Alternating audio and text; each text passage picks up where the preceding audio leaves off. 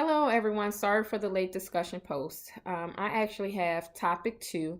I did put my information in text earlier, but now I'm doing the video. As I said before, I have topic 2, which asks us to describe the roles and the function of the interdisciplinary team. So, mental illness is an ongoing issue that brings a lot of discussion to the surface of society. There are numerous issues of mentally ill illnesses that affect people at an alarming rate on the national domain. We all know that there's a stigma against mentally ill patients, and people just don't want to help mentally ill patients. In my opinion, mentally ill patients should be treated just as if they had a physical illness. Everybody deserves quality care. So, with that being said, of course, we need a team of people that are trained personnel to help people with mental illnesses. That's why they call them the interdisciplinary team. It's a team collaborating together. So teamwork is important in any issue dealing with the mentally ill patients. There are many roles, functions of the interdisciplinary teams when it comes to providing care for these types of clients. The idea is usually to deal with as many aspects of clients' mental illness as possible. The team of professionals consists of the psychiatrist, the pharmacist, the psychiatric nurse, the psychiatric social worker, the occupational therapist, vocational rehabilitation specialist, the psychiatric social worker, and the recreational therapist. Of course, the psychiatrist provides the necessary knowledge regarding how to treat these people, how to diagnose the mentally ill, and of course, prescribing the medication used to treat them. The psychiatric nurse, she aids the psychiatrist as well as evaluate the effectiveness of the treatment. The social worker will follow up with the patient to ensure that he or she remains consistent with the treatment plan and that the patient has all that he or she needs to become mentally healthy through community support and referrals. So the pharmacist has the knowledge of the medications, the side effects, the chemical components, and how it will interact with other medications and herbs. The psychologist collaborates with the team by focusing on the patient's well-being.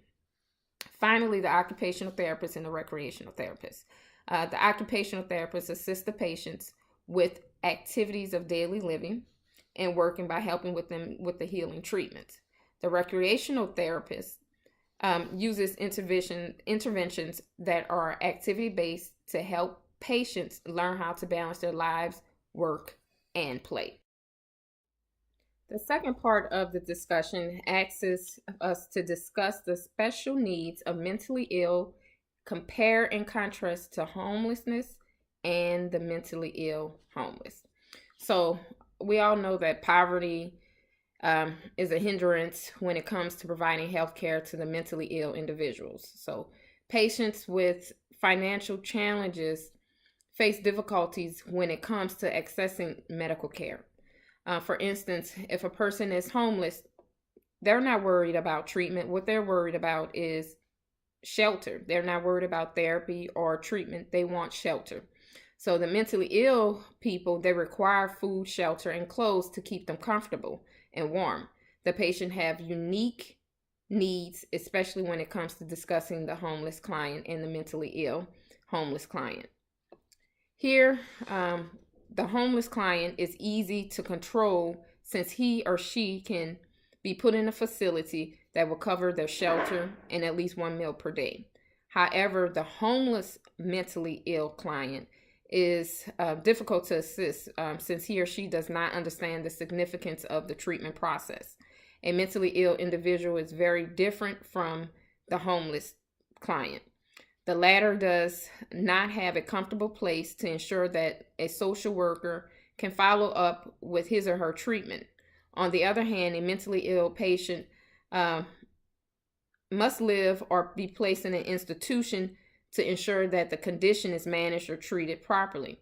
Mentally ill persons are usually subject to dehumanization. Of course, we know that treatment by being placed in jail before they are into a facility for mentally health treatment. So mentally ill patients usually don't get the treatment they need because law enforcement usually just put those people in jail and won't put them in a mental facility first. So they usually get misdemeanors.